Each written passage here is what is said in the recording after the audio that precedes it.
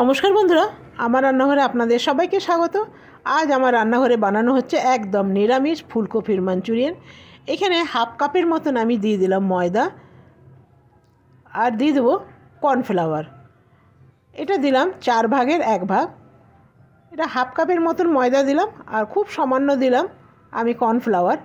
দিয়ে দিলাম এখানে গোলমরিচ আর দিয়ে দিলাম নুন। তবে এখানে ফুলকপির পরিমাণটা খুবই কমই আছে, তবে আপনাদের যদি বেশি থাকে তাহলে একটুখানি ময়দা বলুন কর্নফ্লাওয়ার বলুন একটু বেশি করে দিতে হবে। দিলাম একটু কালো নুন দিলে এর টেস্টটা খুব সুন্দর আসবে। আর জল দিয়ে হালকা হালকা করে মেখে নেব। আর এই ফুলকপির মাঞ্চুরিয়ান যদি আপনি খান না, চিকেন মাঞ্চুরিয়ান ভুলে যাবেন। তো এগুলো আমার মাখা হয়ে গেছে, এরপরে তেলের মধ্যে ভেজে নেব। কড়াইয়ে দিয়ে দিলাম তেল, খুব বেশি তেল দেব না, অল্পই তেল দিলাম। আর দিয়ে একটা একটা করে আমি এর মধ্যে ছেড়ে দিলাম। আর ফুলকপির যে সাইজগুলো আছে বেশ বড় সাইজের আমি রেখেছি, আপনারা চাইলে ছোট বড়টা নিজের মতন করে নিতে পারবেন। তো এটা ভালো করে ভেজে নেব। আর খুব বেশি লাল লাল করে ভাজা যাবে না, মোটামুটি ভাজলেই হয়ে যাবে। এটা আমার ভাজা হয়ে গেছে, এরপরে আমি নামিয়ে নেব।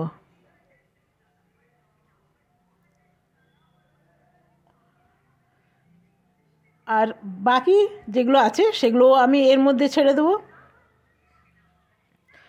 এটা অসম্ভব খেতে ভালো হয় আর একদম নিরামিষ।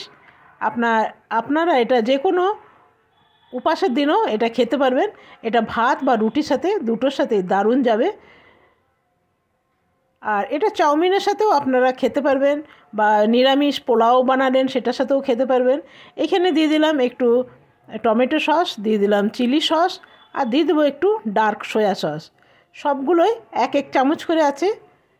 তবে এখন মানে রান্না করতে করতে সবটাই হাতের আন্দাজ হয়ে গেছে না, তো সেই জন্য সব কিছু দেখালাম না। আপনারা দিলে এখানে 1 চামচ করেই দেবেন, কিন্তু ফুলকপিটা যদি বেশি থাকে তাহলে সসটাও বেশি লাগবে। তো এইটা ঘোল বানিয়ে আমি দিয়ে দিলাম। কড়াইয়ের মধ্যে দিয়ে দিয়েছিলাম 1 চামচের মতন তেল, আর এটা দিয়ে দিলাম একটু কর্নফ্লাওয়ারটাও এর মধ্যে দিয়ে দিলাম। ভালো করে মিলিয়ে নিলাম। অল্প একটু আবার একটু জল অ্যাড করলাম। আমার মনে হচ্ছে টমেটো সসটা একটু কম হবে, সেই জন্য 1 চামচ দিলাম। দিয়ে এরপরে ফুলকপিগুলো ছেড়ে দিলাম, কেন ফুলকপিগুলো এর মধ্যে একটু সেদ্ধ হবে, তো ওই জন্যেই দিয়ে দিলাম। আর এখানে নুন দিইনি, সেই জন্যে দিয়ে দিলাম নুন। দিয়ে একটু ভালো করে মিলিয়ে নেব। আর আপনারা যদি কেউ মিষ্টি মিষ্টি খেতে পছন্দ করেন তাহলে উপর থেকে একটু চিনি দিয়ে দেবেন। আমি দিলাম না, কেন কি আমার এমনি টক ঝালটাই ভালো লাগবে। তা আমার এটা একদম রেডি হয়ে গেল। এটা এরপরে নামিয়ে নেব। দেখুন তো কি সুন্দর লাগলো। আপনারা নিরামিষ পোলাওর সাথে এনজয় করতে পারবেন, চাউমিনের সাথে এনজয় করতে পারবেন, বা ভাত বা রুটির সাথেও এনজয় করতে পারবেন। ধন্যবাদ।